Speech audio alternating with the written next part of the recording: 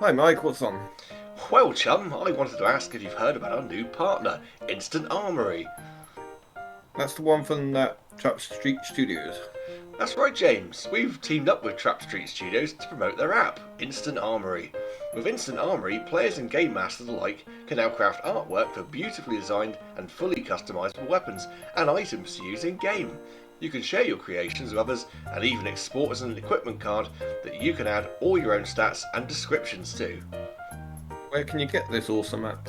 Well, I'm glad you asked. Head to trapstreetstudios.com/easy rollers and download the app today. The link is also in the episode description, and even better, you can use code ROLLINGEASY to get 4 free coins to spend in the app. So go check it out, Instant Armory. I think I will. Good for you, James. Hello everybody and welcome back to Easy Rollers D&D. This is Amion and episode 44. Let's have the recap from last time. Last episode, the party made their way to the forest of Parford Helen, well known for being a refuge to evil and bandits alike. As they approached the borders of the forest, a half-elf man, heavily armoured, came running out of the forest and barked at them to run. He was being chased by zombies and a terrible abomination. After a hard-won victory, they listened to his story, and together they ventured into the forest to deal with a hag that they had now discovered was the source of the problems for both Parfadellen and Orifan. A random encounter in the forest enabled Opal to make friends with a twig blight, who is now her companion, and after finding and dealing with the hag, I feel like I've written that bit really wrong. They noticed that the forest, no longer under her influence, began to heal itself. And this is where we start today's episode. I just need to address that. Who is now her companion and finding and dealing with her? Yeah, I wrote that bit completely wrong. So basically, Opal became friends with Twig Blight, and then they went on to find a hag and dealt with the hag. That's the recap. Mark, for Baina's benefit, would you like to describe your character, please? Yeah, of course. So he's wearing chainmail armor, and underneath that he's got a black sort of undershirt. It's kind of torn in places.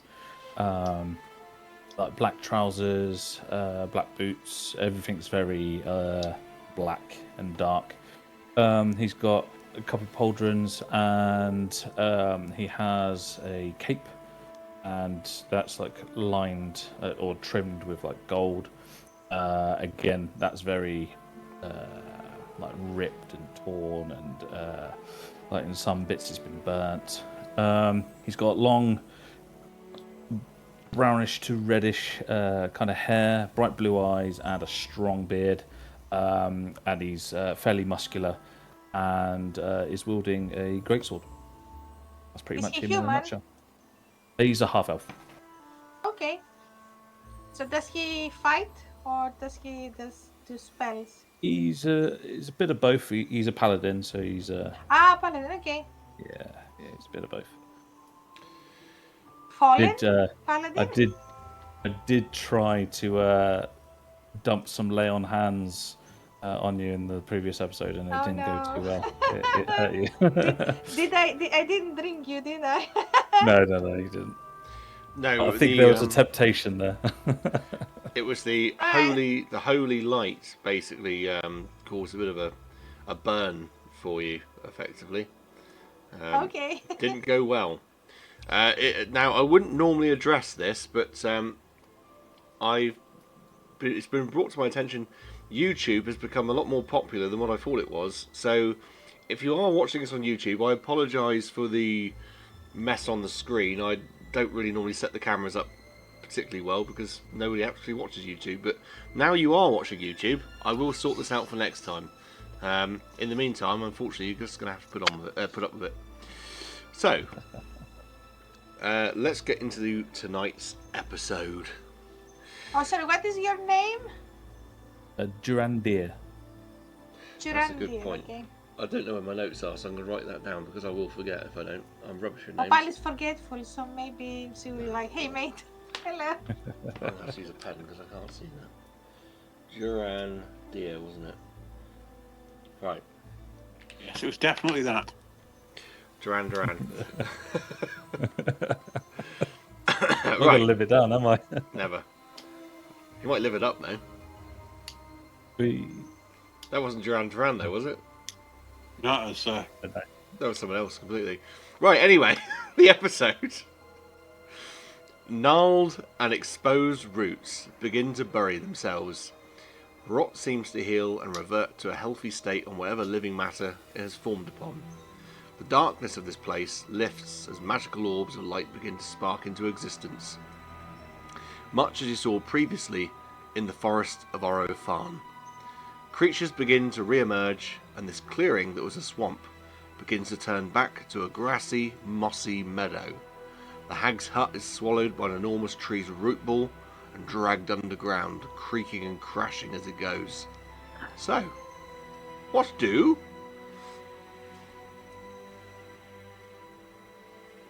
I think the original idea was to visit the shrine, correct? Yeah, we've got some friends with some dragon friends that came over here that we need to talk to. We've been told they've gone to the dragon shrine, or assume they've gone to the dragon shrine, so we need to head there, really. Excellent. Well, if you'll have me, I'm sure I can accompany you. As long as you make sure you don't kill me. I promise. Good. And I promise not to kill you either. So, pinky promise. It is. Why are you promising not to kill people? Huh? Why are you Because the promising lay not on to... hands thing. Oh, I The see. lay on Right, hands. yeah, right. Yeah. I need to feel safe with my team. Would I know which way to go from here? Only if you give me a successful survival check, Rodeo. Is it nighttime or not? I don't think we actually set the time of day, so I'm going to roll for it using my nice new 3D printed dice tower that I made for myself. Yes. I would say other dice towers are available, but they probably aren't. It is daytime. Okay.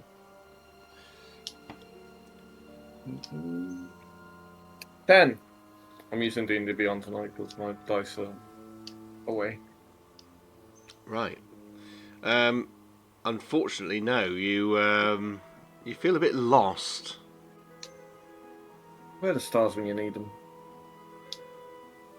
Above the canopy and during the night, I suppose. Can you not climb a tree and navigate by the sun? I'm better with the stars than I am the sun. I can give it a try too. Would you like me to? I can have a look around and see if I can figure out.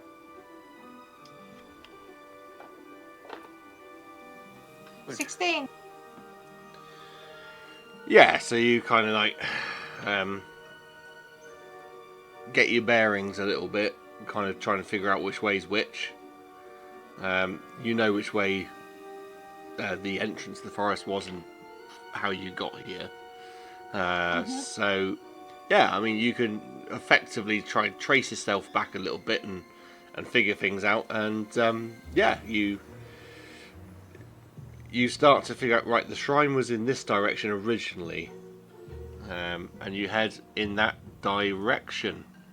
As you're travelling through the forest, as I said, it has become much more like Oro-Fan was the first time you visited. There was that choral sort of music when you came, but that was during the summer months. Now, being winter, late winter, it's sort of, you know, things are defrosting a bit and we're going towards spring. The music is there again. Something you never experienced in Parford Ellen before, but the music is returning, and it kind of has this tone of sadness, but perhaps hopefulness as well. It's like life returns.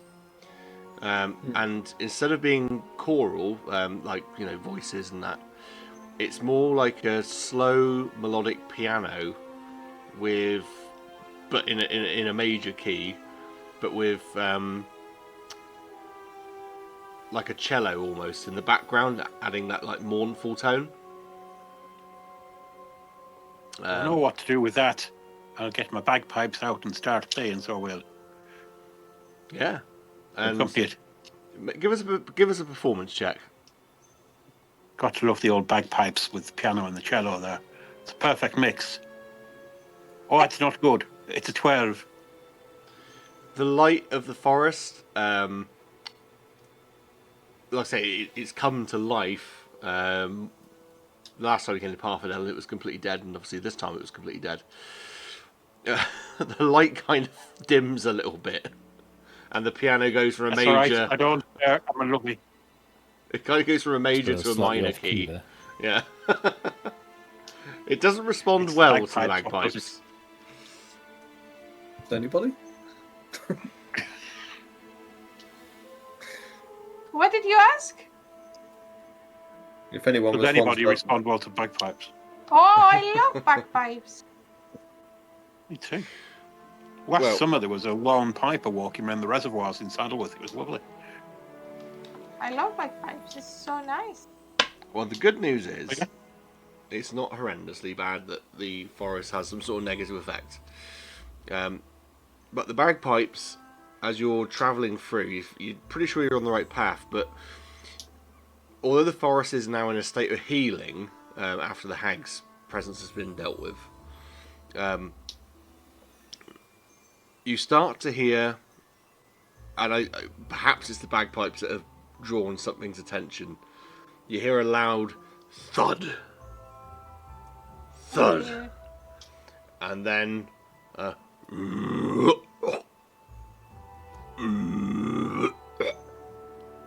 and it's coming. It's a little distance off, but you hear, and it's frog? loud. It's booming.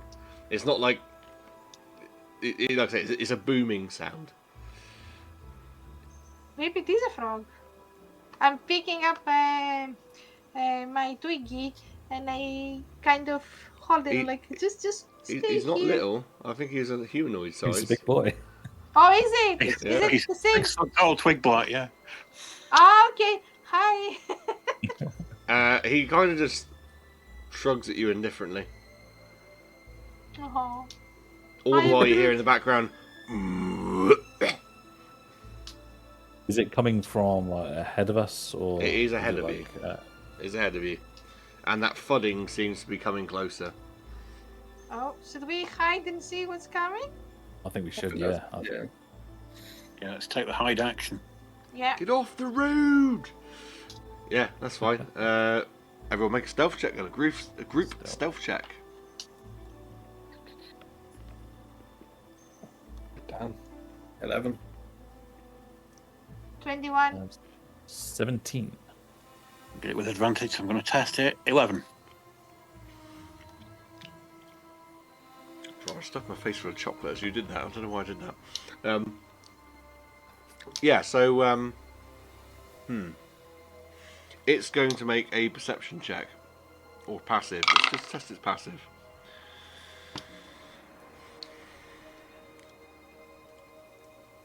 Now, what you see coming down the right, okay, yeah. What you see coming down this trail, thudding, boom, boom, boom, is a huge monstrosity of a creature. Probably a hangover of the hag. It is every bit 20 foot tall. It has a huge tooth-filled maw with a long lashing tongue. On an eye stalk above its head, 3 eyes, 4 tentacles, and these huge amphibious feet. It's effectively a blob with legs and tentacles. As this Lovely. Froghemoth comes down the trail. Unfortunately, your group stealth check was not enough. And it is going...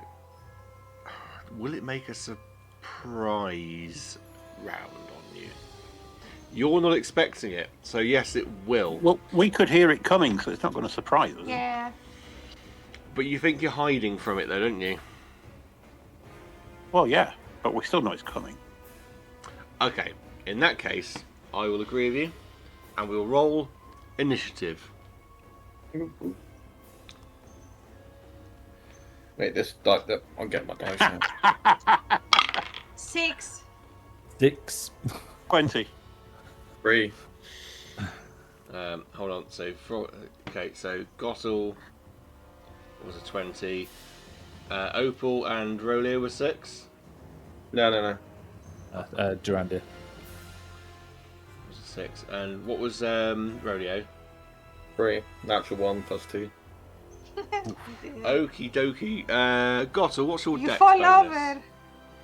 over. Sorry? What's your dex bonus? Oh, it's not great, so it's not. +2.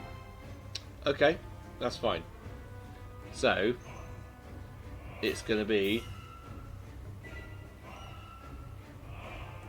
Gottel to throw first.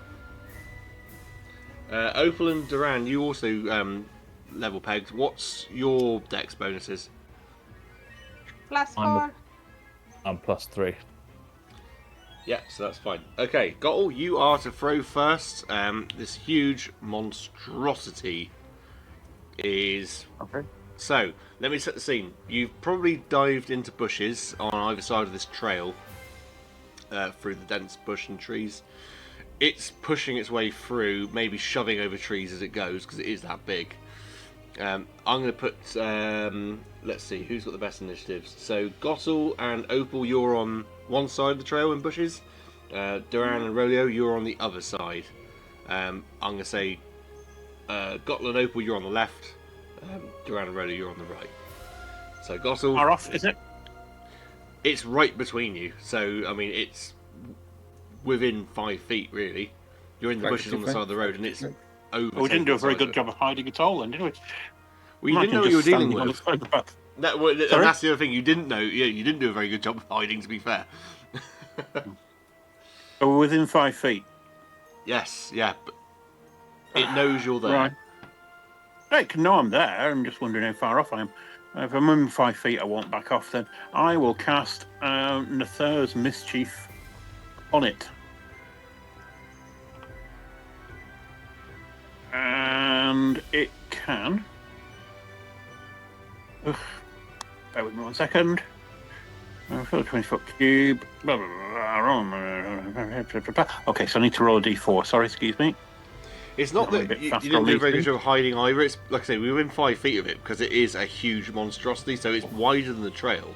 So the bushes you're hiding in might have been off the trail, but it's just so big.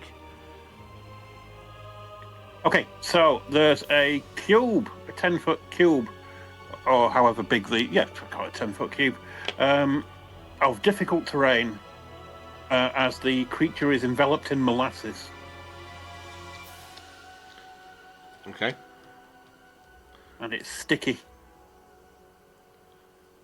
I'd imagine so. Yeah. So it's in difficult terrain. Excellent. And that's it. That's all he does, is it makes it difficult for it to move. I'm just getting his base size. So he takes up a 15 by 15 foot base. So he's well within it. So basically, 15 feet, the trail was 5 feet wide, so he's like overhanging by 5 feet on either side. And that's where your bushes are. Okay.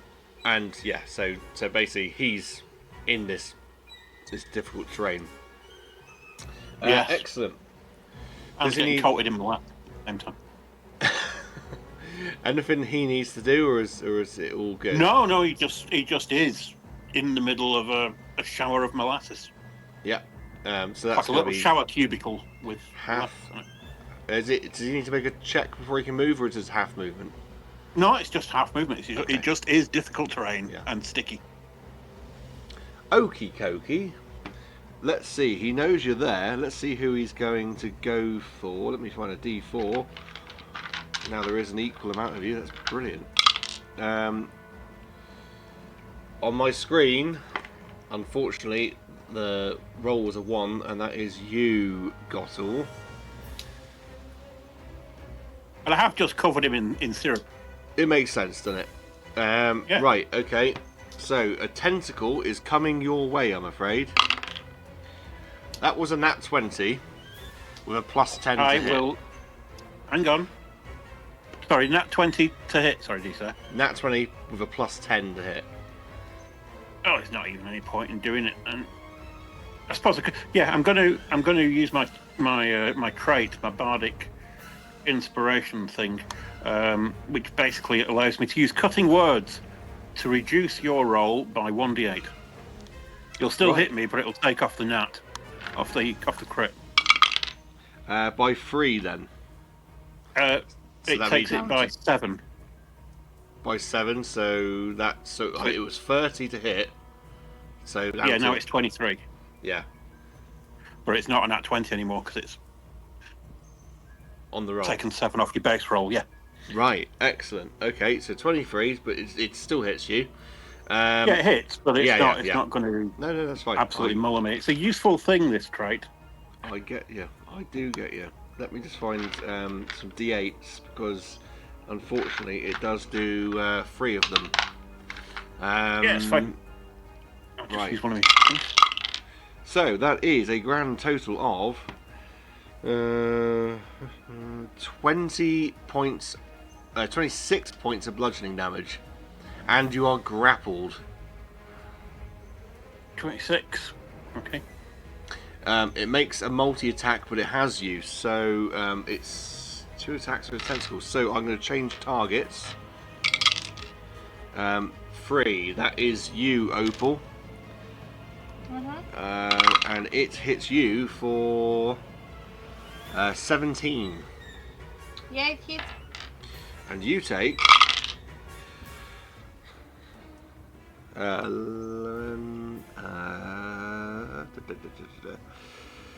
17 points of bludgeoning damage and are grappled. So both of you, it Can reaches. I not do a thingy bob check, strength check? No, it's a part of its attack.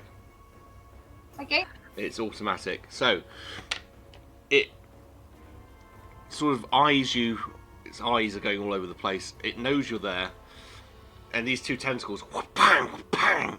One whips into Gottel and then picks you up. One whips into Opal and picks you up and wraps you up, and starts dangling you in the air. Hail's rebuke on it. You need to do a dexterity check. Okay. Dexterity save, I'd imagine. Yeah, sorry. 14. Let me see. So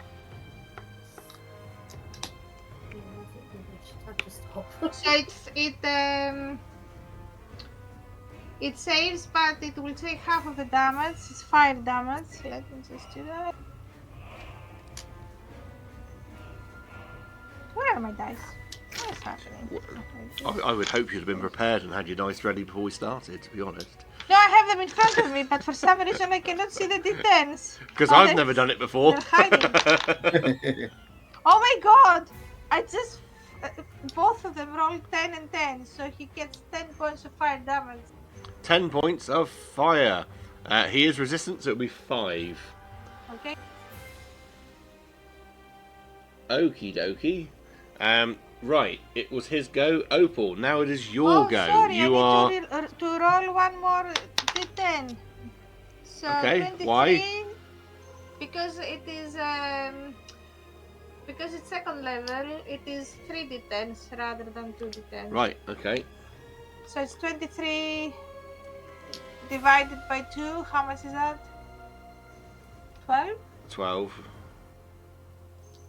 6 points. Yeah. So it takes additional. It 6. takes 12. Yes. Okay. 6. 12, mate, because it's 23 halved. Well, it should be 11. Yeah, it's resistant, so. Yeah, Oh, that's why you half yeah. it. 12. I got you. Ignore me. You've confused the one person in this room that does not do maths mentally. So, where was I? What am I doing? It's Math-wise? Opal's go. No, I know it's Opal's go. I mean, what was the... You added more numbers to things. 12 damage. On top of what we already done. But it's No, half. No, Altogether. So add 7 to what you've already done. Right. Okay. That's fine. Sorry. No, it's fine. I'm number dyslexic. I'm terrible with, and I can't do maths in my head. And when you start adding extra things on top, it just throws me right off. Okay, Opal, it is your go. Okay. Let me see.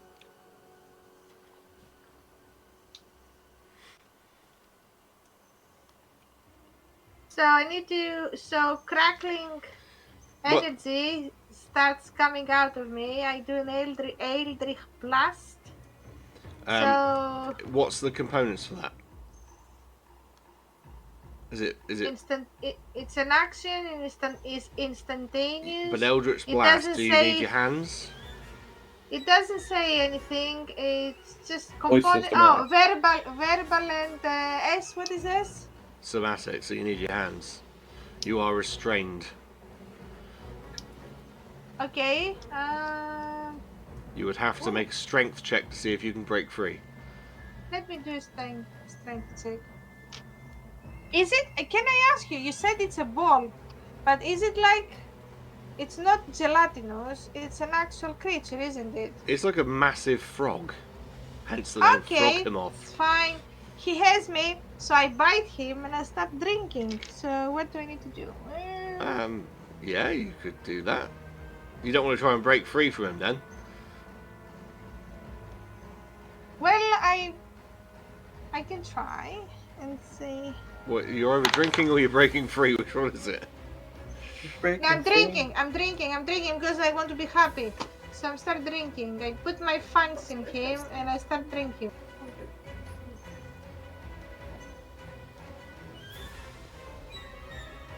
Okay. Do you want me to do something?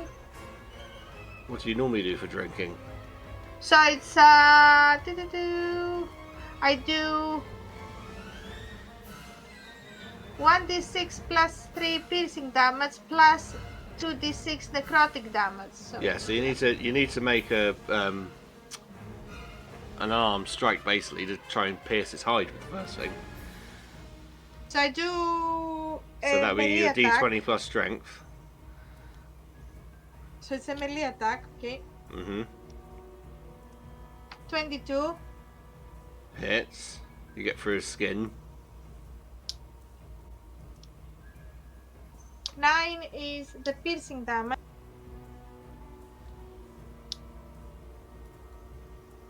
And 6 is the necrotic damage. So 9 plus 6 is what you get back as healing, but this is an otherworldly creature. So it says the target's hit point maximum is reduced by an amount equal to the necrotic damage taken, and the vampire regains hit points equal to that amount. So it is the necrotic that I gain. Yeah, so, So you get 6 the down, necrotic back, 6 but you get, yeah. you need to make a constitution save. Okay, Because you are not drinking from a humanoid. nice.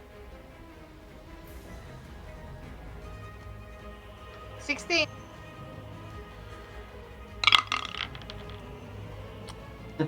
It's okay. You can drink this blood. It does not taste nice, but it works. Am I happy? Yes, you can be happy because you've drank. Okay. Cool. Duran, you're up. Okay, so Duran will pull out some written text, some holy text, and as his bonus action, he will cast a Shield of Faith on himself. It is concentration up to 10 minutes, and It gives him a +2 to his AC. And then he will try to work his way around the Froghemoth and make his 2 greatsword attacks if he can. Is he with the syrup that was already laid down? Does he have to make like a dex check to get through, or is he? No, this thing's basically occupying the entire space of it. Oh, is he? Oh, okay, fine. So he'll circle around and take 2 attacks at the back. Oh, that's not great. I get a +10. So 19. Yeah, that hits. First attack. And second attack is a 13. Oh no, it doesn't hit. Sorry, the second one does not go through. Okay, so first attack is.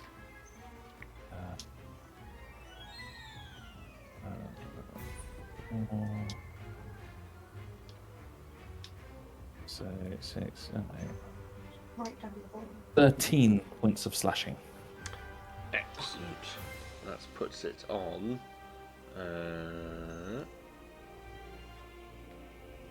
Lovely. All that you've done so far, it's not particularly bothered by. Is there anything else, or should we move on to Rodeo? No, that's it for him. In that case, Rodeo. See, I'll get it too. I will Misty Step the hell out of dodge, and as I reapparate from the Misty Step, be 30 foot away, I will unleash 2 Eldritch Blasts from Pixis. Well, it would be 1 Eldritch Blast, but it's 2 beams. Oops. And they both miss. But I'm 30 foot away. That's me. Right, okay. Gossel, then it's back to you. Yes. Righty-ho. Well, I'm going to cast Dimension Door and get the flock out of dodge. It's verbal only. It's like, teleport over there. And I'll go 100 feet down the path. Yep, excellent. Screw you, Mr. Frog. And while I'm at that, can I do anything else? Bardic Inspiration. As a bonus action, I will give Bardic Inspiration to the Cleric. So you can add 1d8 to an attack roll, ability check, or a saving throw for the next 10 minutes in time. So you can be inspired by my disappearing trick. It's Paul Daniels, it's magic, eh?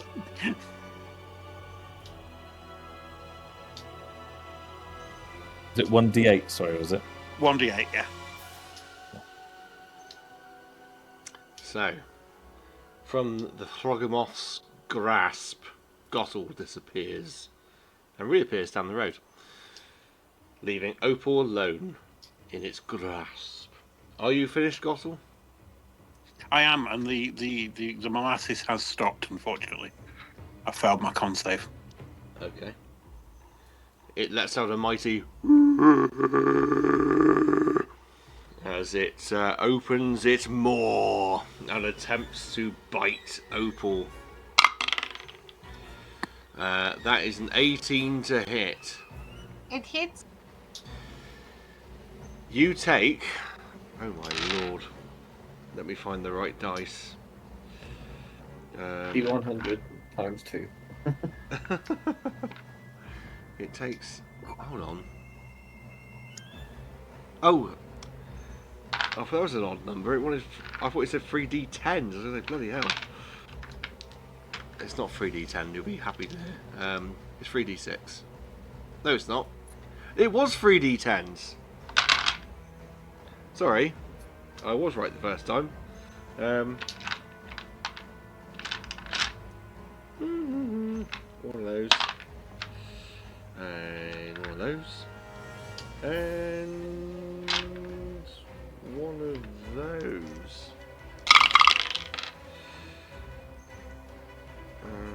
2, 3, 10, 12. 12 plus 18 points of piercing damage. And it gets worse. It's alright, I'm resistant. Yep. So half. What did I say? 12 half to 6. Okay. But you are swallowed. Oh, You nice! are blinded and restrained, but you do have total cover against attacks and other effects from outside of it. Okay. You are going to take acid damage at the start of each of your turns, but not this time. Yeah, it's not in me anymore. Could hold it to. Okay, it gets 2 attacks, so it's going to make a new thing. So who's he got? He's got Durandir and Rolio within range of him. Oh, sorry, how far did you miss your step, Rolio? 30 feet. It's got Duran in range. Bad news, Duran. And it hits you with a tentacle. 26 to hit, I'm afraid. I'm almost sure it hits. So you're going to take... where's the other D8 gone? 1, 2, 3. There we go. You're going to take 5, 9, 10, 11, 12, 13, 14, 15, 16, 17, 18, 19, 20, 21, 22, 23, 24 points of bludgeoning damage, and it wraps you up in its tentacle and picks you up. That is the end of its turn. Could I use my reaction in response to being damaged to use Hellish Rebuke? Yes, you can Hellish Rebuke it. Point of creature at range. Oh, right. So it's a Dex save for half damage, and my DC is 13. It passes with a nat 20. Brilliant. And the damage will be 4. So half does 2.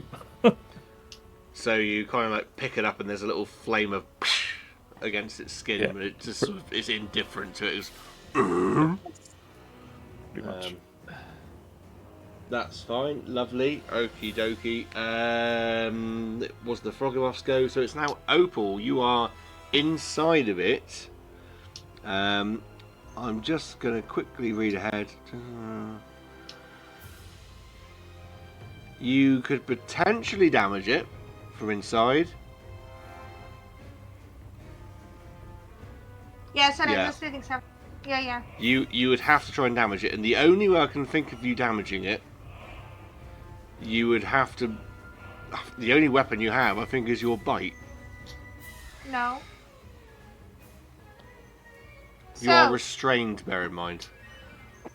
I'm already saying he swallowed me. Yeah, you're restrained. You're like basically in its gullet, completely arms against your sides. Have you seen his stomach? It's big. You're not in this. I'm telling you what it says here, word-wise. You are restrained. It's fine, don't worry. Anyway, bonus action, blood curse of bloated agony. So the creature has a disadvantage on strength and dexterity checks, and it takes 1d8. Oh, I must apologise. I didn't realise you were supposed to have taken acid damage at the start of its turn. Let me just quickly roll that. I thought it was at the start of your turn. Well, That's either right. way, it doesn't matter. 6, 9, 10, 16. Where's the acid? Yeah, 16 points of acid damage. Sorry. It's fine, but I've got this regeneration 10 hit points. So does this mean that I take 6 acid damage? When do you regenerate? I regenerate at the beginning of my turn. Yeah. Take Okay. 16 and then I regenerate 10. Was so that I part of the get happiness 6. thing, wasn't it? No, it's part of the vampire. It Okay. gets the regeneration on the beginning of its turn. So I get 6 damage, alright? Yep. So I'm I happy do with the that. blood curse. So this guy takes 6 necrotic damage. And then I bite. Because I'm happy, I have +1 on my attack. Where is my attack?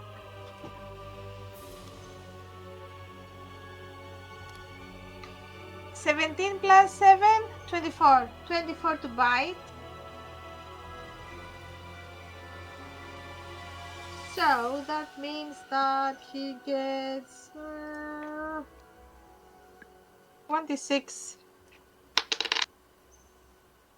9 points of piercing damage plus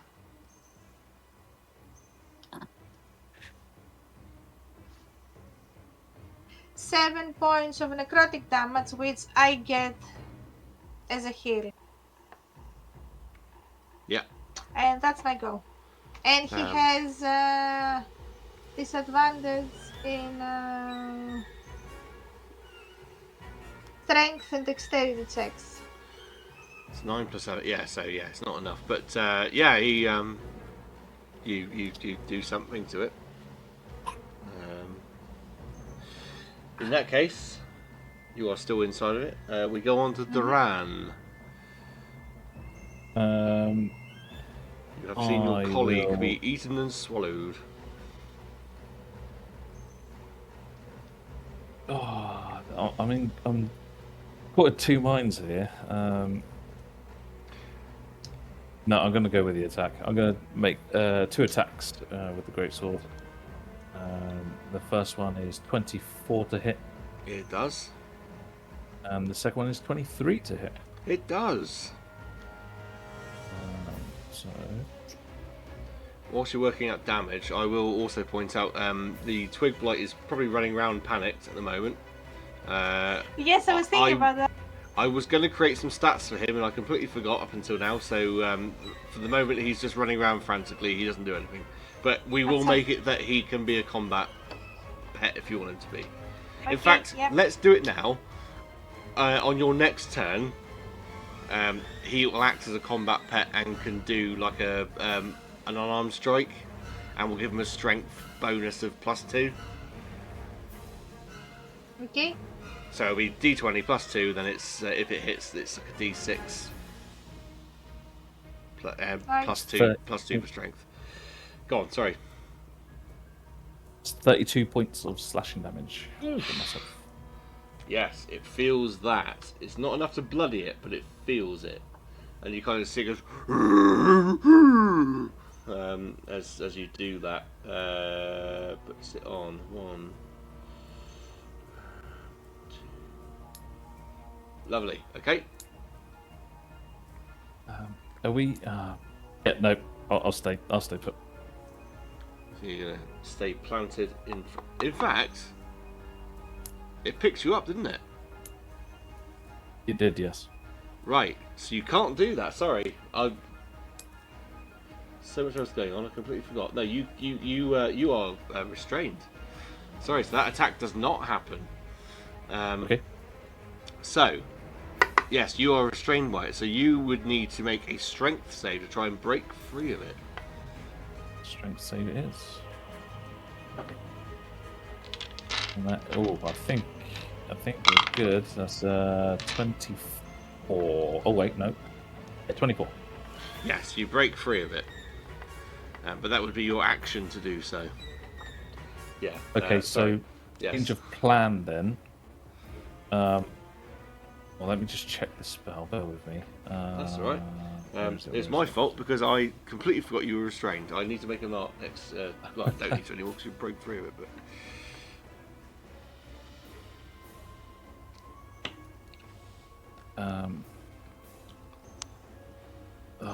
I'm gonna go for a level 2 Crown of Madness.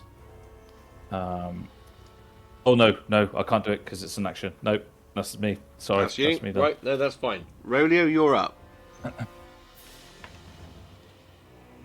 Will do. Considering it worked quite nicely last time. Call lightning. Dex saving throw as a giant cloud of lightning and thunder appears above it. What sort of area? The area. Bearing in mind, Duran is right there. That's fine. Storm cloud appears at a point, and I get to pick who it strikes. 60 foot. So basically, you want to put it right So he's on the periphery of it, but so it's mostly behind him. Yeah. Yeah. So what you need to do? Dex 14, please. He passes, and I have more bad news. He's resistant to lightning. You Oh. kind of see it crackle over his skin, and it doesn't seem to phase him. Oh, good looking. And then I will bonus action Star Reform. Yeah. And release a celestial arrow from my chest. Okay. If I can find it. I know it exists, and I know what it does.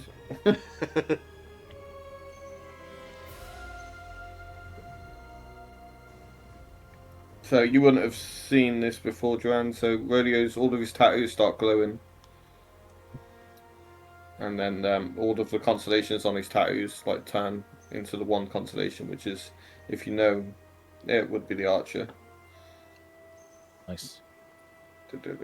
I can't find the bloody hit.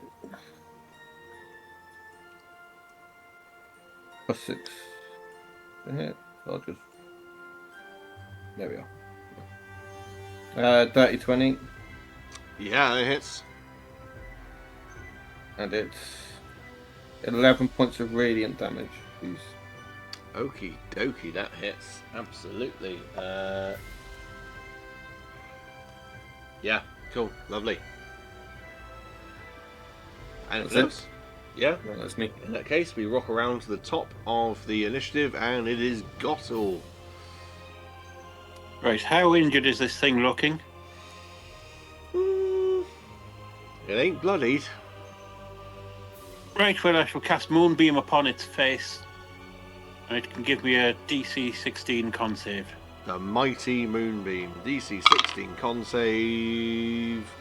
It fails with a 9. Okay. 9. 9!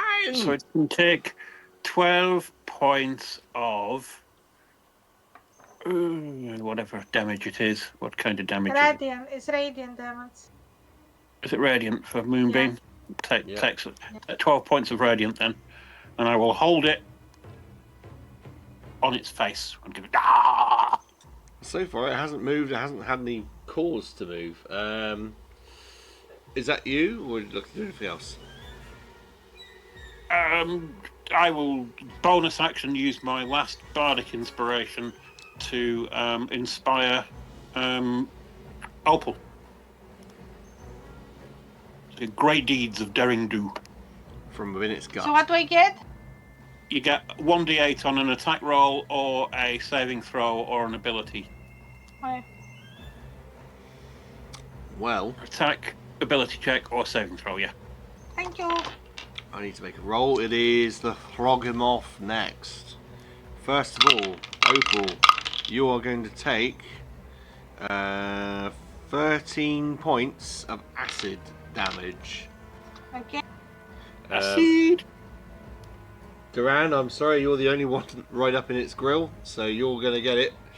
That's fine. It's going to attempt to...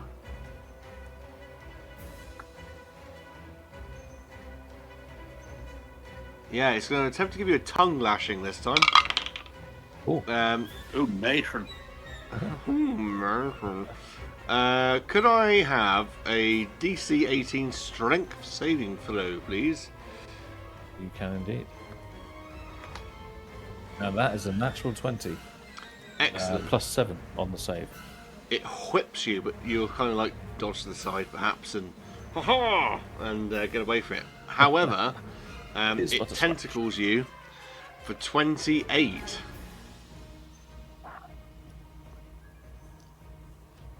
Which I'm guessing you can't withstand.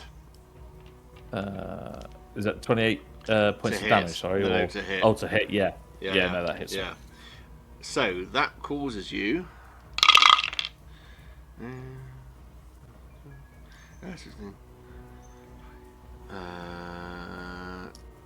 26 bludgeoning damage. And once again, you are grappled.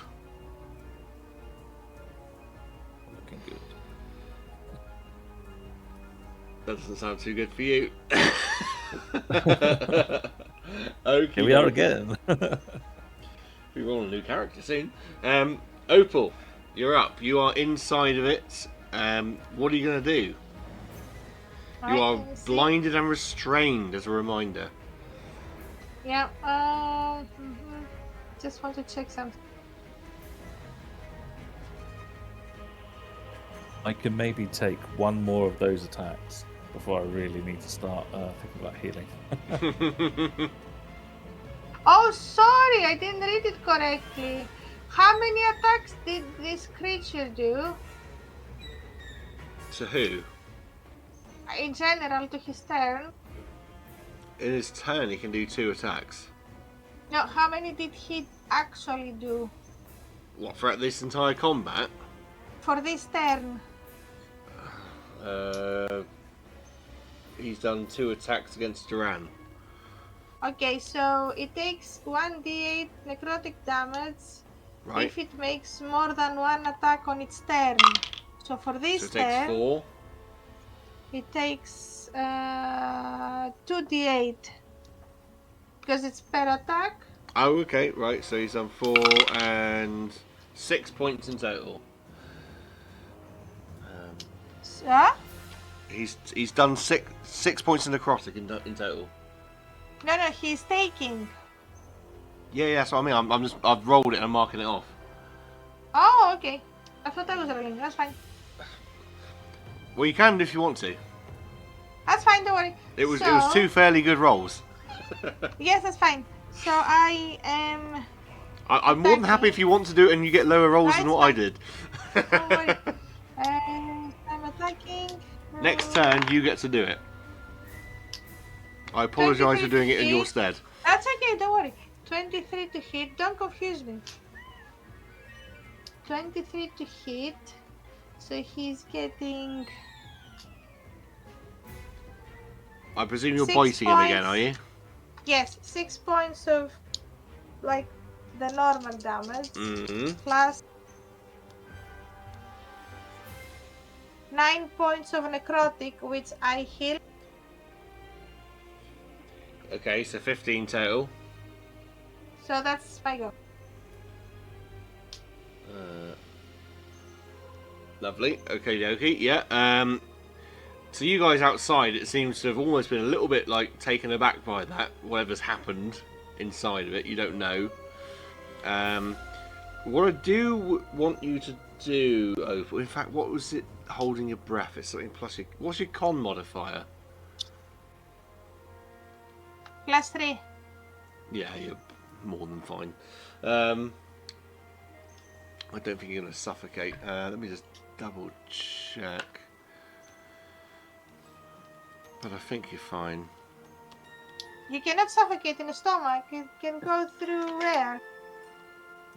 No, I think you could probably still suffocate in there. Alright, hold on, I'm just trying to figure it out because I want to make sure it's. Oh, a number of rounds of equal to 1 plus con mod, so 4. So yeah, so you were +3, weren't you? Yes. You were swallowed 2 rounds ago, so 3, so it'll be 4 rounds total. So yeah, you got 2 rounds in you. 2 rounds. Well, no. Do you know what? Actually, I'm gonna go with what you said because. So it doesn't say specifically. Blind and Do the restrained. undead breathe, Mike? That's also a very good point. No, well, it's yeah, don't know, but I don't it doesn't think I actually. can It doesn't say suffocate. specifically that you're. I'm actually now throwing my mind back to when Rolio was restrained by that Kraken, and that did specifically say, I believe, that stuff would happen, suffocation. Right, okay, fine.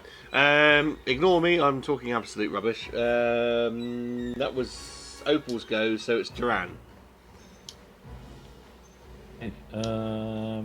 I will. Oh, I'm just gonna have to take. Wait, am I? You Not are restrained, am I? Or am I? restrained. Oh, okay. Yes. So same again then. So you can make a strength save to try and break free. I That want to break is free. 11, 18. You do not break free this time. Yeah. Opposed strength check and it rolled a 19. Great. Do you not have extra D8? Oh, yes, I do. Thank you for reminding me. That is a 5. So Which what does was the that? job. You are able to break free of the grapple. But again, that's Thank your you, action. Opal. Anything you can do? I mean, I don't really want to.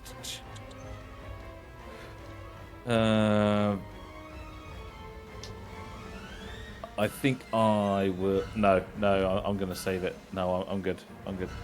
Cool. You break free of the tentacle. This thing's absolutely furious. Of its next meal has disappeared again as it goes. Slippery paladin. Rolio. Oh, Rolio. Yes, I will Eldritch Blast these, which is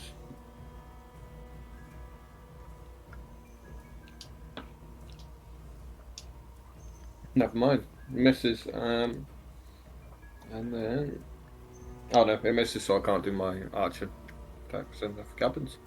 That's me. All right. Well, in I'm that doing case, really good in this fight. back to the top of the round. We've got all. Okay, so Moonbeam's still on him, so he can do a 16 con save. Oh, well, he fails that. 22 points of radiant damage. Oosh. That goes. It's awkward numbers. Hang on. Hold on. 22, you said? 22. Lovely. Now looking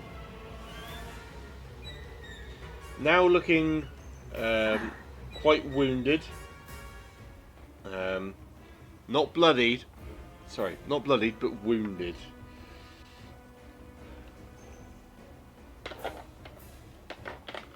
There is nothing else that I can do from 100 feet away. Mike, the Is it- necrotic damage that it takes from Opal reduces his total hit points, so the total hit points goes lower. Okay. Have His you? highest, like instead of, for example, 100, he goes below so he's losing total hit points. Yeah.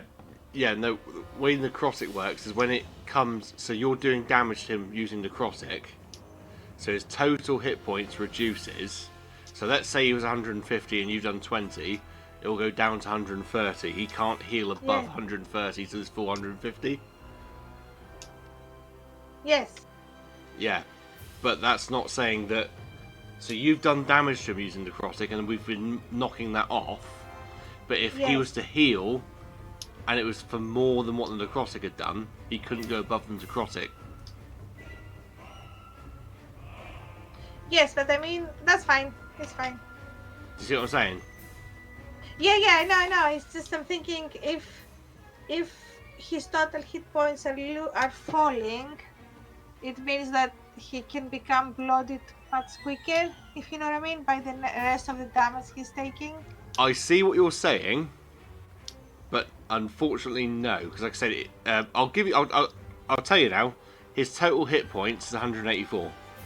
For all the necrotic damage he's taken, I haven't made a note of all the necrotic, but let's say it's 30.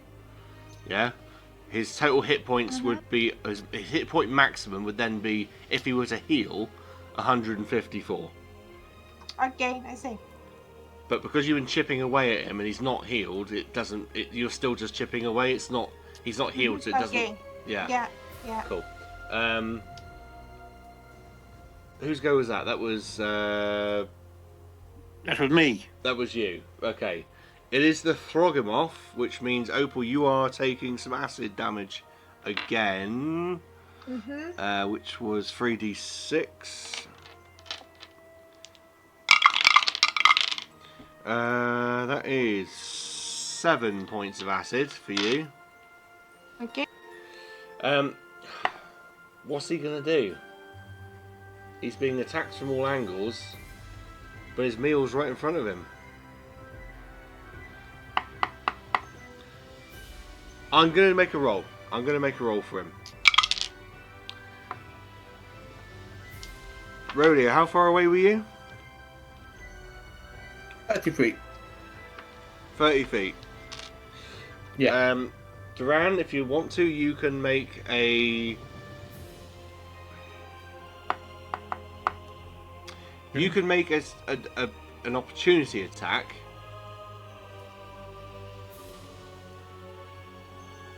I will not pass that up. That is 25 to hit. You hit him. And that is... Oh, God. Hold on. That is 16 points of slashing. Okay. That puts him on...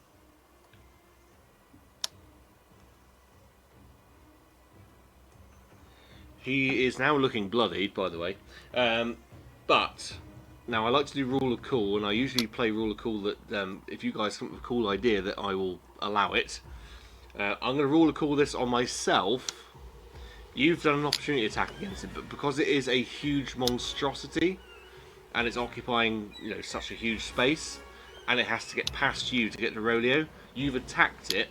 It's going to slam you to the... Well, attempt to slam you to the side with one of its tentacles to get past you. So I'm going to make an attack roll against you, which is 26 to hit, which I know does.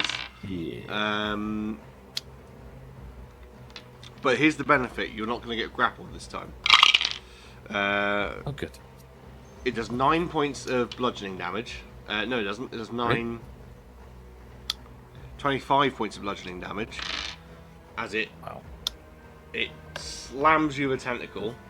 You fly back 30 feet into the bushes and are knocked prone as it makes a beeline for Rolio. It comes up to you, Rolio. It's used one attack against Duran. It's now going to attack you with a tentacle, which is 22 to hit. And does that's 17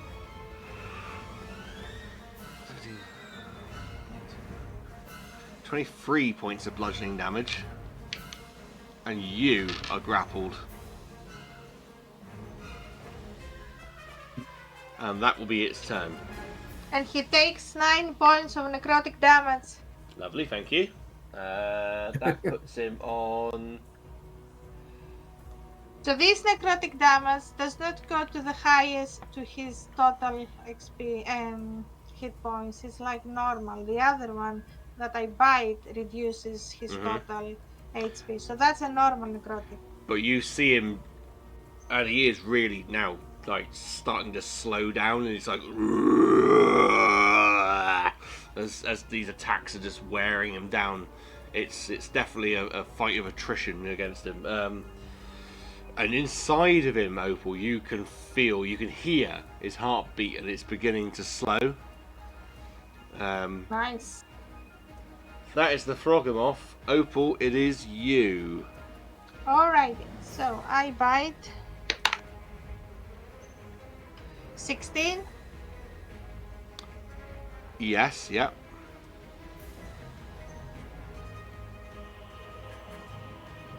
5 points of normal damage.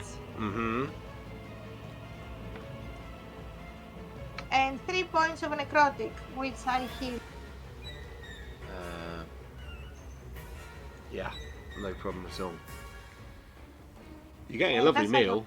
It's like Well, it's like a tapeworm. He's got a parasite in him. I think I will throw up in the end. So much blood. Yeah. Dran. You've been knocked 30 feet. You're prone in the bushes. Cool. And he's moved. What? How far away were you, Rodeo, from originally? 10 feet. 30 feet. Sorry. 30 feet. 30 Yeah, feet. so, 30. so you're now 60 feet away from him. Okay, so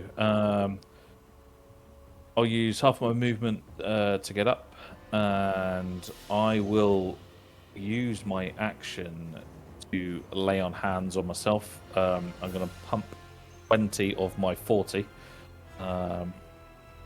So I heal 20. And then as my bonus action, I will cast Branding Smite level 2. So my next time I strike, it takes an extra 2d6 of radiant damage. Nice. But obviously I'm not in range, so with the rest of my movement I'll slowly try and close the gap. Excellent. Okay, Rodeo. You're grappled. Yes. Cute. You can I make a- will- you can- Go on. No, I will misty step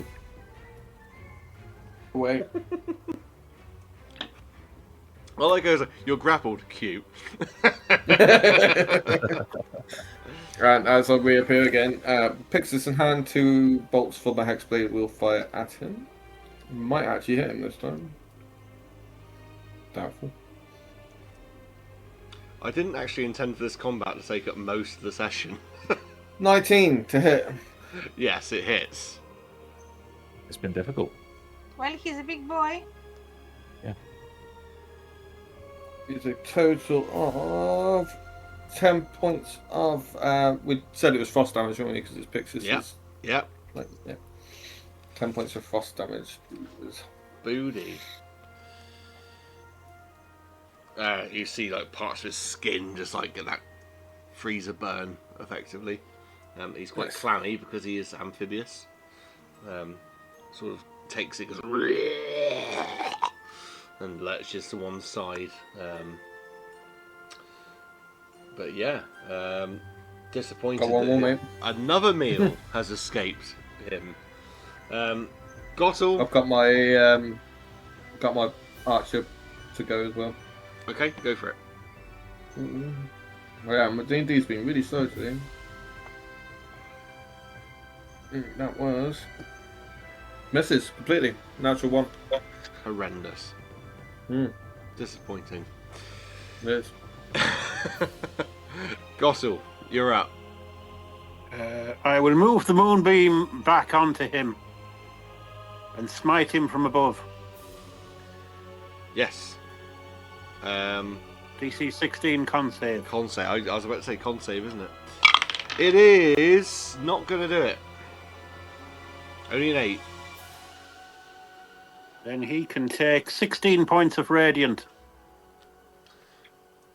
between the ear holes.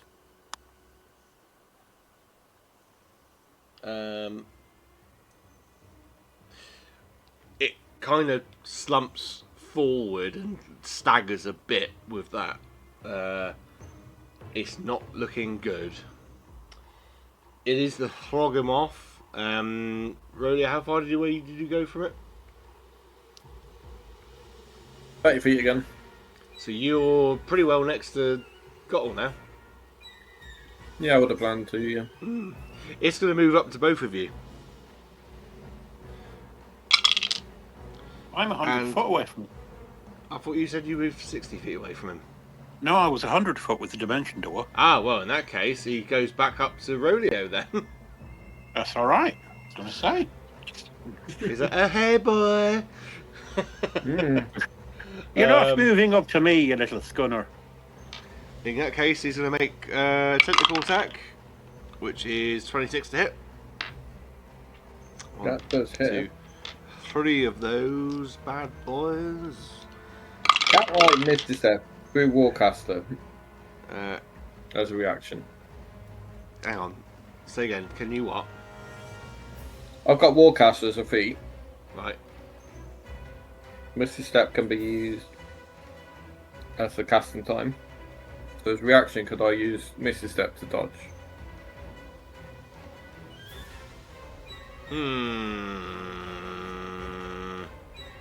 Misty Step is I've not got a very X-Men. It's not a cantrip though. No, is it? Misty Step. No, it just says you can cast a spell that has a casting time of 1 action. Yeah, but No, never mind. Sorry, I can't. And it targets only that creature. I can't target myself. It's the target the creature attacking me. yeah, okay, that's fine. I was just to round it up for me, just real quick. Misty Step is not a cantrip though, is it? No. Have you got the spell slots for it? Yeah, I've only used cantrips against him, apart from Cool Lightning. Okay. But you can't do it anyway, that's fine. Okay, I was just trying to get it settled in my head. Fine. What did I say? He rolled 18. That hits. 18. No points of damage. 18. 24 points of bludgeoning damage. And a grappled. And it will use for its second attack a bite. Okay. Which is 28 to hit. Yeah, I'm down, mate. You're down. Shit. Yeah. Okay, hang on. Because it gets worse. That's 28 to hit.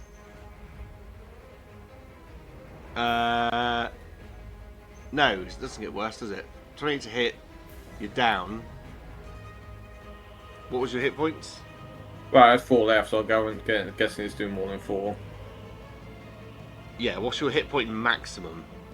Oh, 51. Yeah, you can't hit that. Yeah, so you're down and you're swallowed. And Yes. Opal, Rodeo joins you in the gullet, Hello. but he's I'm not saying unconscious. shit back. Did I Okay, give him? He did 2 attacks. Did I give him his necrotic? you didn't. I don't think I Go don't, for it. Did I? Okay. No, you didn't. No. 15 necrotic damage. 15 puts him on. He is looking like he's on his last legs, to those of you outside. 21 to hit him. Yes, it is your turn, yes. Sorry. So That's alright. You're on the ball. 4 normal damage. And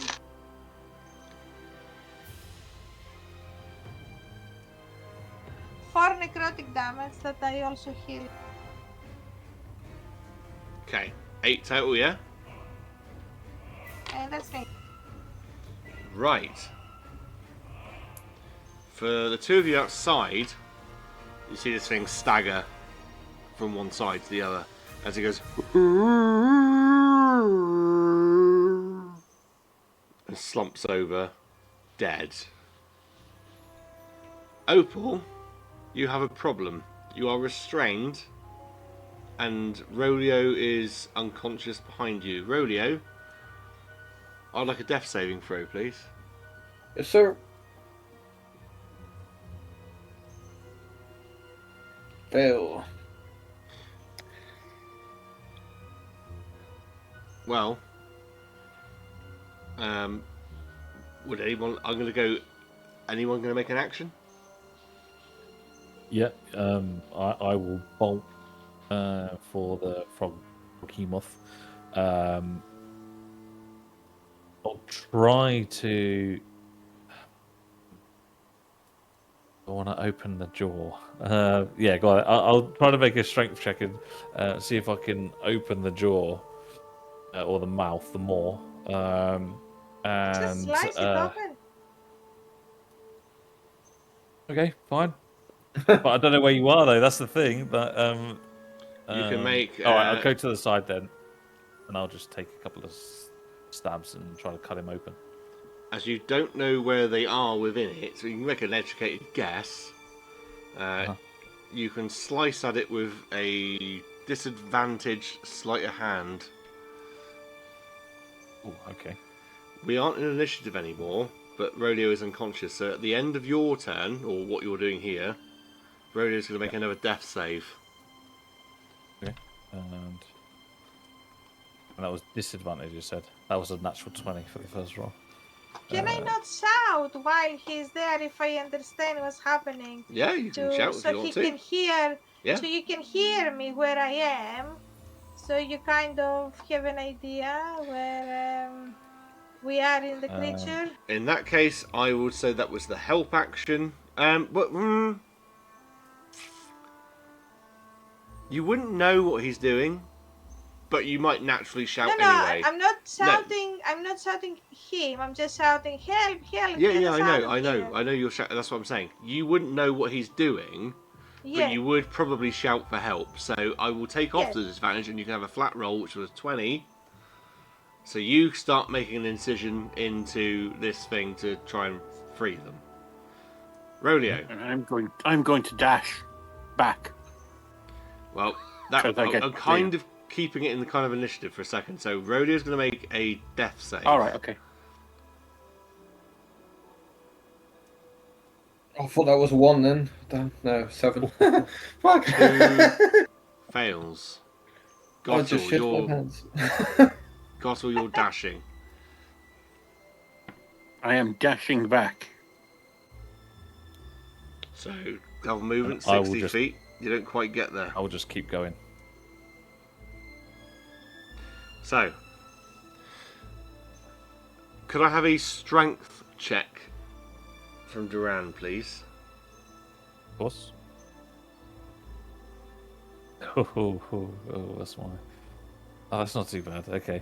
That's 16.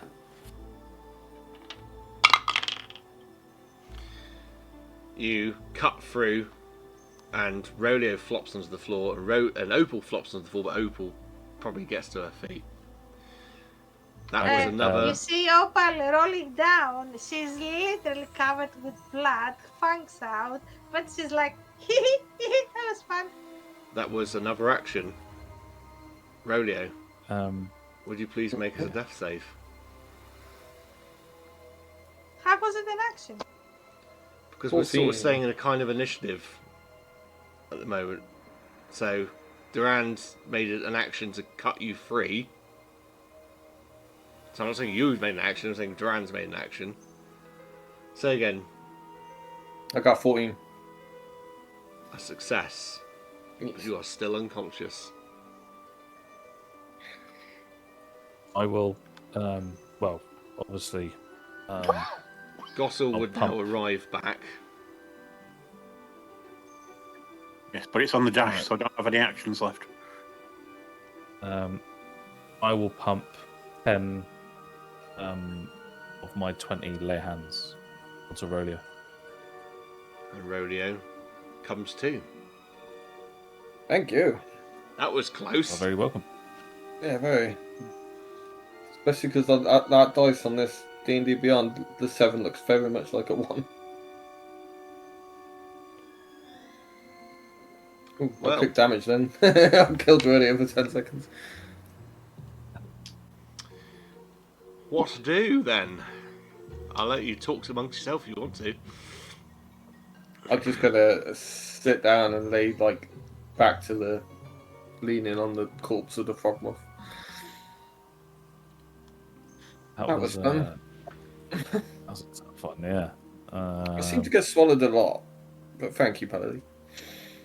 You're very welcome. Let me. Sorry, just talk amongst yourselves. I'll just need to check a spell. And if we're pressing on, I can give you some healing, Rolio. But if we want to, I don't know what time of day it is now. After that, I mean, it was only a couple of rounds, really. What was it, 4 or 5 rounds of combat? It was daytime. It's probably only like, midday, really. well, you might want to think about taking a short rest while we Yeah, tend to your wounds and stuff. That'd be a brilliant idea if we can. yeah, let's do that. Yeah, cook some frog meat. Oh, it's How's plenty it of. taste? How's Short it taste? Yes, Short you can. rest, You can all yes. take a short rest. So roll some hit dice up if you like to. So- How does it taste? It tastes.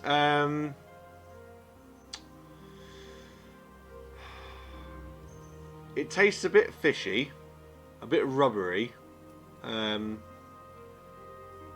Opal's had some blood from it. It's not nice. It's not pleasant, but it's not horrendous either. It does do the job. No, I'll cast a good berry and get 4 good berries and pass them out. Okay. And if you are using your hit dice, you can get 1d6 extra hit points back as I play you a song of rest on me bagpipes. Nice. Whoever gets rest from bagpipes. All right, I'll play a song of rest on me war gong.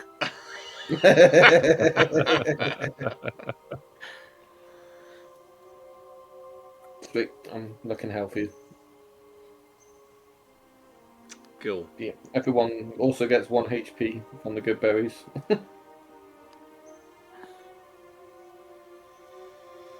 Where is good bad. berry? There it is. 1 second.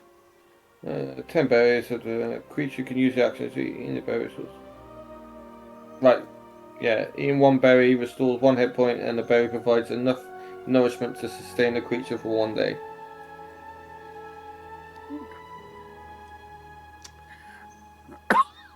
So that was an hour. Let's call it. It was 1 o'clock. So 2 o'clock. The forest is starting to, as I said, come back to life, and you press on. Let's have a. Oh no, you successfully sort of figured out your path, didn't you, Opal? So we won't worry too much about that. Sorry? You already successfully figured out which way you had to go. Yes. You press on, and by late afternoon, probably 5 o'clock-ish, you come into familiar terrain, and you see the shrine. The large the large marble domed structure with 3 large arches with which to enter. There are vines and ivy growing over it. Dead leaves are like blowing across the cracked marble floor, some mulched into corners. Light is shining upon it. There's still that 20-foot radius of light around it, as before. Inside the shrine is that altar that you saw before, and obviously, Duran, you haven't. It has half burnt down candles, old dried out flowers, and a bowl of water upon it. And the back wall has carvings depicting dragons engaged in some old great battle lost to time. You have arrived at the dragon shrine.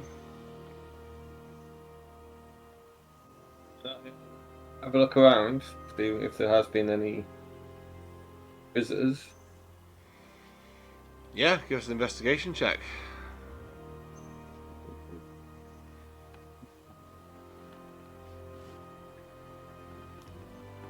$21 unnatural. You can see dirty boot prints on the floor. They're not new, because it's taken you a while to get here. But they're certainly fresher prints than what you saw the first time you came here. Does anybody remember how we used this last time? This is the first time I've seen this. I don't remember. I'm not very good with shrines.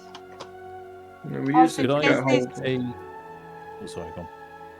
We used it to get in contact with Rondif last time. I can't remember. Did we put an offering down on the shrine or add water to it? Should I do a history check and see if I remember, Mike? Yeah, you can do.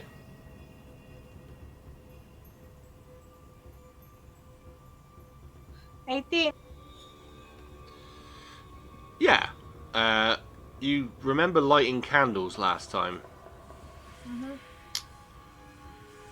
Yeah, I think we light some candles last time we were here. Should we try that? Yeah, let's do it. I will cast produce flame if I've got it equipped still. I have not.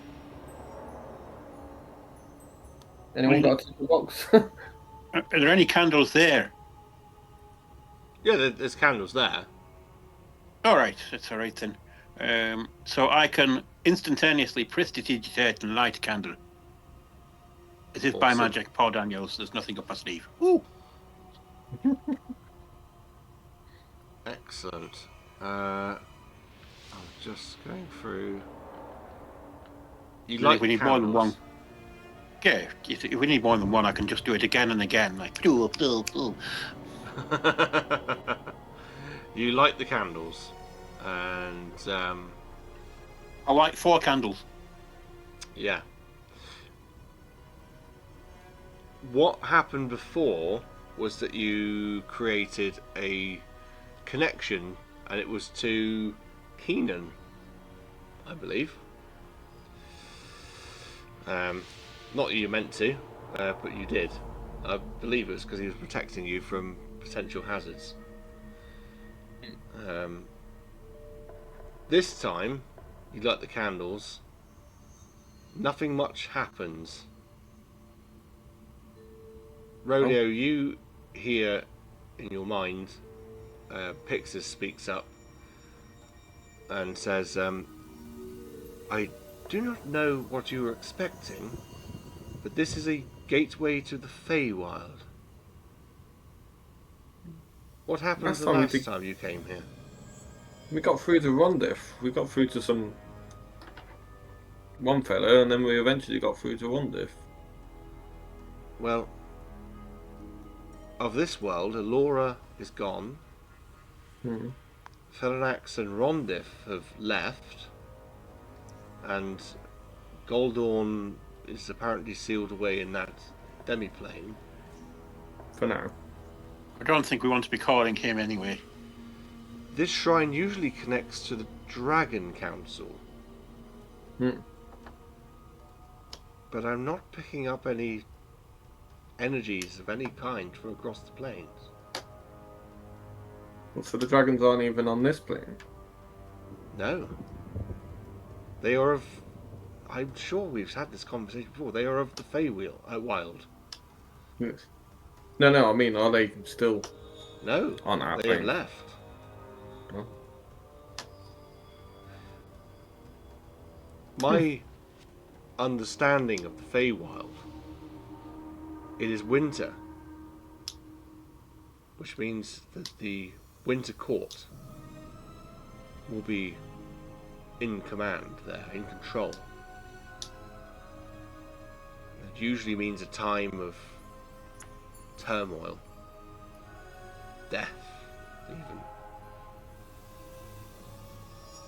Perhaps Feranax and Rondif went back to save their people? I don't know. Right. It'd be nice to leave a voicemail. Right. I do know one thing. I could take you there. To the Feywild. I don't know what you'll find. I'll relay this back to everyone. Ask him, can he bring us back? Pixis, can you bring us back? My power is not yet fully restored. Without a conduit such as this, no. So basically we'd have to find something like this on the other side. Yes.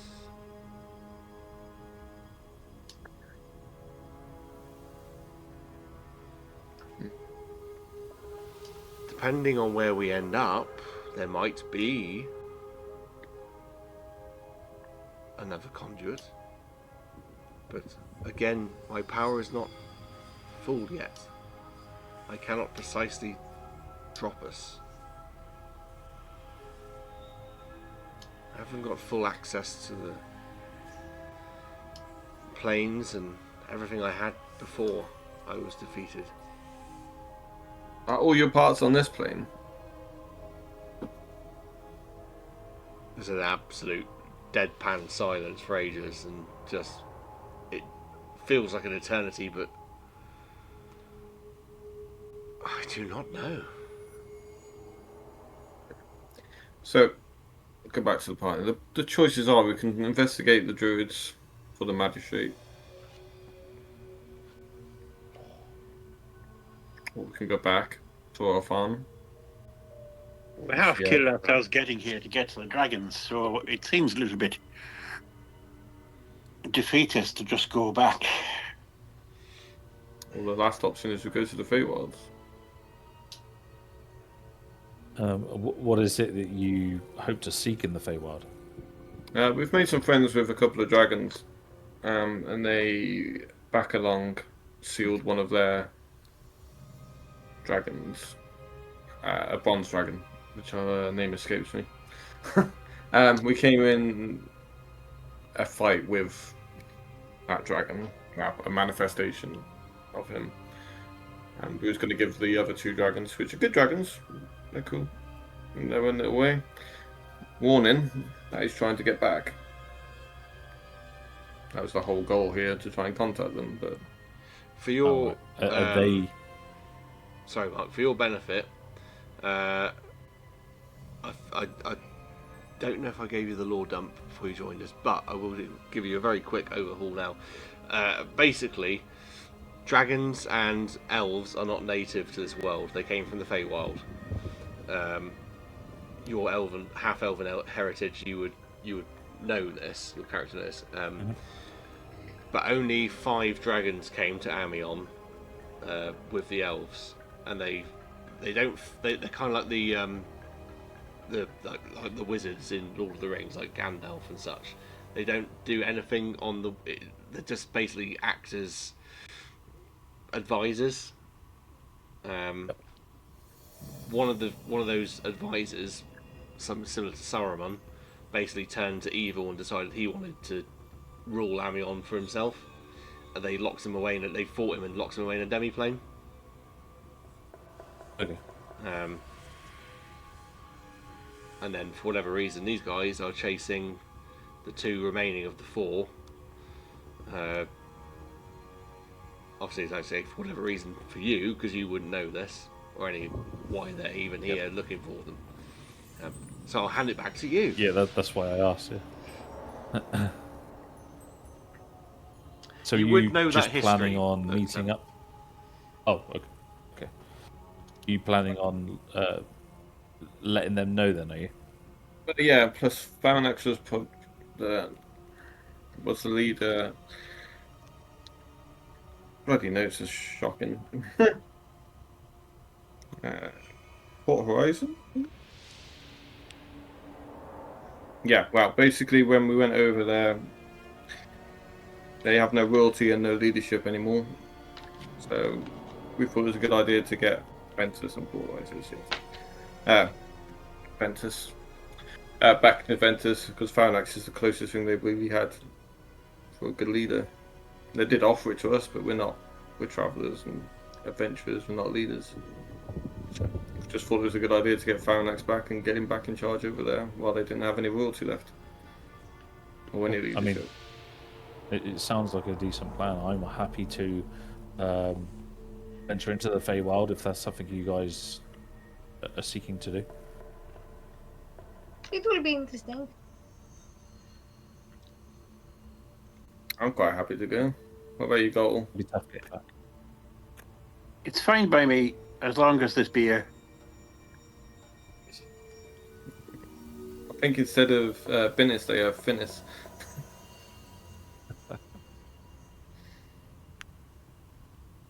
It's fine, as long as it tastes nice, you know. I mean, the whole point was we had to get the dragons on side, so without being able to talk to the dragons, we're a bit stuffed. So we got going, you know, got to kind of go and tell the dragons about it. Well, I think that kind of makes it a clear quest, then, doesn't it? We're going to have to venture into the Feywild to see if we can find these dragons. I'll talk back to Pixis, and what do we need to do? Well, you don't need to do anything. I will, however, have to channel an awful lot of energy. If you would, piece of kindness, to draw the blade Yeah, I'll make it and hold it to the bowl of water. Do as I'm told. When you do this, that will be me spent. I will not be able to help you for some time. You will be on your own. Okay. You've only recovered 3 parts of me. Mm. That will be all my energy gone. Even in the Feywild. At the top of the table, is that my warlock ability's gone then? Good question. Everything that picks his powers will be gone until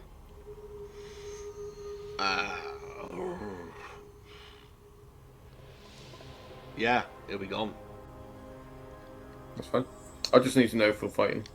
I haven't decided on, because I didn't even consider that actually. That was a good question. I haven't considered how long it will go for, but we will determine that. But yeah, warlock abilities will be gone. Okay. Pixis will be fully drained. Yes, fine. Star Druids still hit hard. Okay.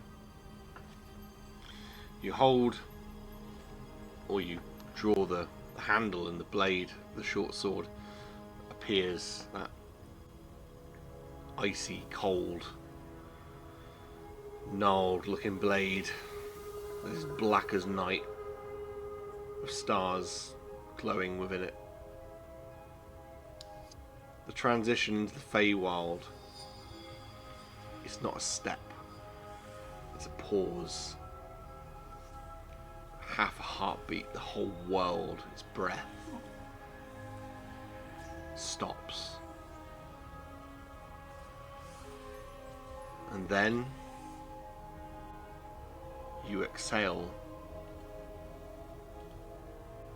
and it is frost. You arrive into a winter-locked forest clearing. Snow drifts upward instead of falling, spiraling lazily into branches of trees made of pale silver bark. The sky is bruised like a twilight blue. A perpetual dusk is upon the area.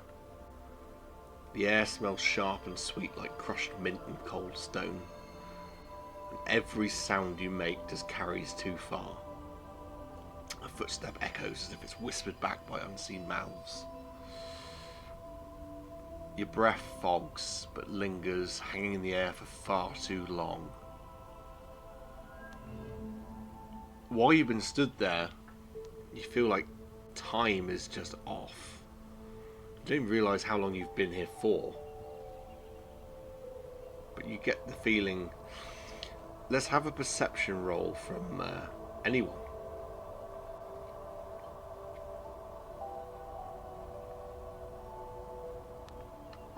17? 16. 22. Gollum? Perception was that? Yeah. Yes, sir. Be 18. You all realise that this forest, as much as you're observing it, it's observing you. But winter is very much in control. Opal and Gossel, this isn't going to affect you too much, but Rolio and Duran, have you got winter clothing? I got traveller's clothes. Didn't we get some You had desert before clothes. leaving? No, before we left Port Bree. Because it was going in winter travelling. Yeah, good point. You could probably hand some to Duran then, if you had them packed up, bundled. Yeah, I'll do that then. And you stick them on because it is very, very cold.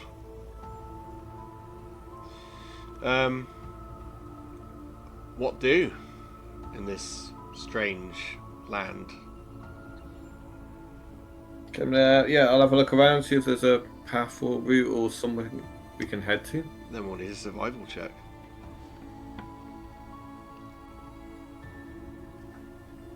Natural 20, yes. Finally. Nice. There is. Rolling horribly all night. I will depress you by telling you the DC was only 5 because it's an easy Oh. check. There are no Good. paths. You are in a forest clearing. I guess we pick a direction and start going. Because we can't stay out here too long. This window closing going to protect us forever. Well, Yeah, on that absolutely. note, I'm going to cast Prestidigitation 3 times and warm your trousers for you. Thanks.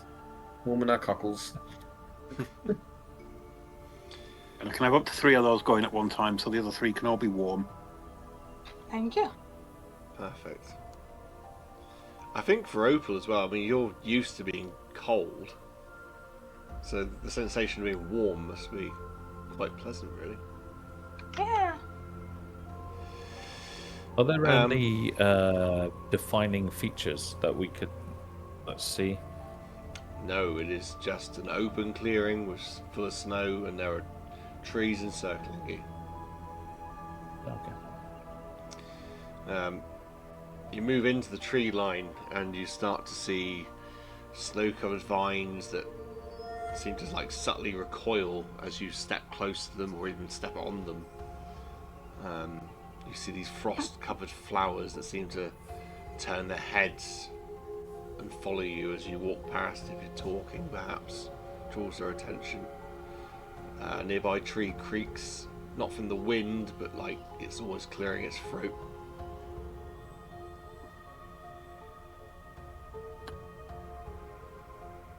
There Can is we no- see anything? Yeah, a forest. In Oh, the no, I depths mean- of winter. You said that there was like from a tree a sound. Can we see if there is something, a creature there, or is it just the sound of the wind? Just seems like a creaking tree. Okay. I turn to Rolio, obviously noticing that he's druidic. Are you able to walk to the plants, to the trees? My druid's more towards, he points up towards the stars. I can talk to animals, but trees not so much. Okay. I've spent a lot of time at sea, quite far away from trees. Another Okay. thing for Rolio, for the first time, you really feel empty because Pixis is. You can't even feel Pixis. I'll look at the handle and then put it back away again. That's just this huge. You feel like a huge weight of loss at the moment. Oh, I can We'll see you're watch looking it. a little bit sad there, Rolio, so give you a little joke. What do you call a chicken pointing in disbelief at a lettuce? No idea.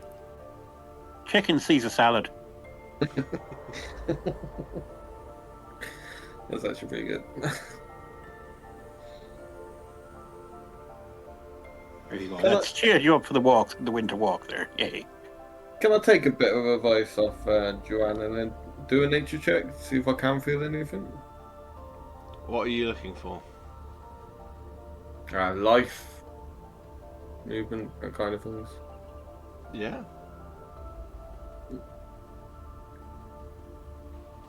It's 12 flat, because my nature is actually 0.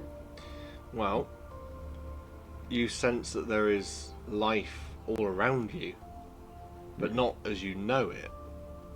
It's life, Jim, but not as you know But it. not as you know it. Not as you know it. Not as you know it. It's God damn, I'm gonna have that song stuck in my head before I fall asleep. It is life, but not as you know it to be life.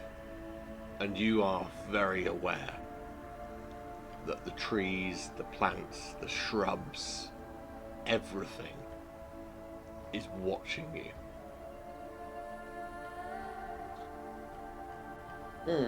This is like Orofan on 10 times steroids. Would Durandir's teachings, from obviously his ancestry,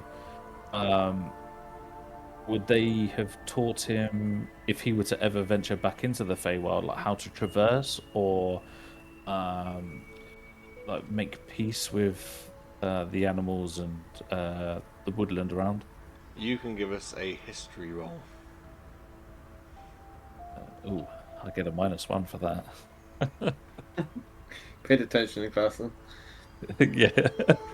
So that was a 17 down, so 16. Your mother was the elf, wasn't she? She was, yeah. No, sorry, the father was. The father. You would remember, perhaps, which one of them, from your backstory, which one of them was the magical one, though? The mother. She kept that under wraps. Yeah. You would have picked up bits and pieces from both.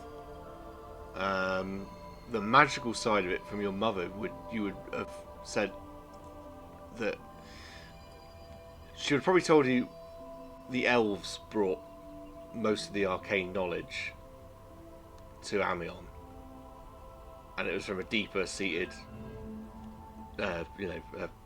history from the Feywild.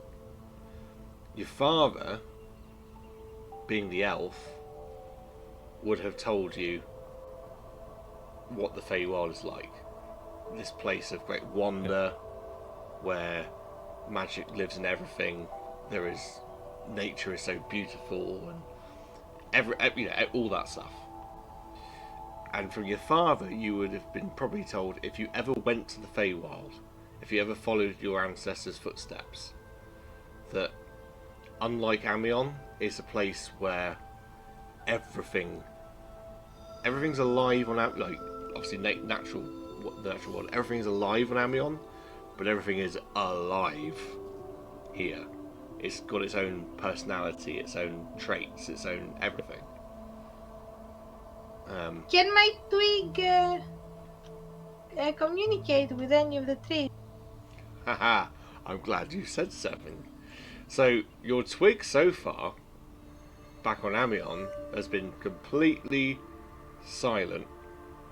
And when you sort of like cast your mind to, can my twig do something? You sort of like turn to it and perhaps say to it, hello? And it just, hello? Does it speak to me or to the tree? I am speaking to all of you. Am I not? Oh, my friend Twig, you can speak. My friend, girl, I speak. Oh, that's so nice. Hehe. I feel alive here. Do you have any idea about this place? Have you been here before? No. Can you talk with any of the rest of the plants? Of the trees? And you see him reach to the ground, and his hands become like roots and reach into the ground, and yes, this is. Jesus Christ! Why do I make a roll for my own back every time? This is Ralph, and this is Lofi, and this is.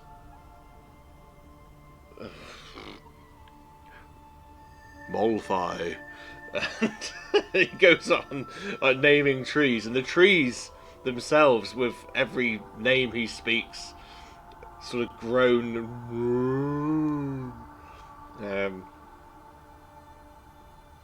He's awakening them. They are awake. They know. They feel your presence. Okay. Guys, do you want to ask anything? Yeah, how do we get out of here? Or where are the dragons, maybe? Or if they've seen any of them? That's a good question. Yeah. Yeah. Both Yeah, of them yeah. questions. It takes time because these are trees. Your twig blight, sort of turns and says, "It might take some time to get the answers you seek.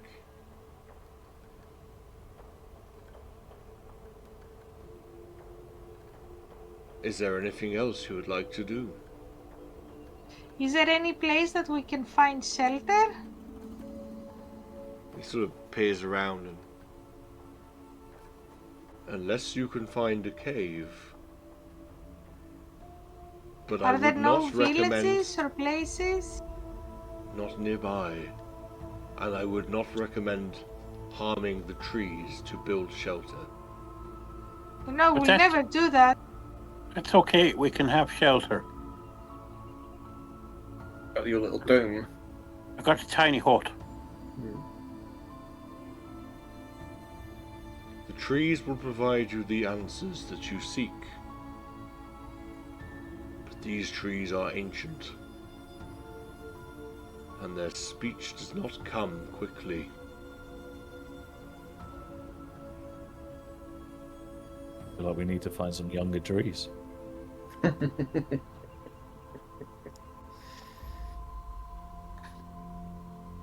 I think, yeah, we need to just make camp and wait for the answers. Okay, then I will create my little tiny hut.